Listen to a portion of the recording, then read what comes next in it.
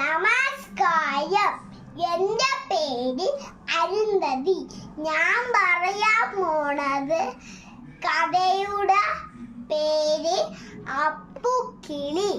ഞാൻ ഒരിടത്തൊരു അപ്പുക്കിളി ഉണ്ടായിരുന്നു. മഴക്കാലം വന്നപ്പോൾ അപ്പുക്കിളി പറന്ന് എവിടെ എത്തി? തേക്ക് മരത്തിടെ എത്തി. തേക്ക് മരമേ ഞാൻ അവിടെ ഒരു കൂടുണ്ടാക്കിക്കോട്ടെ?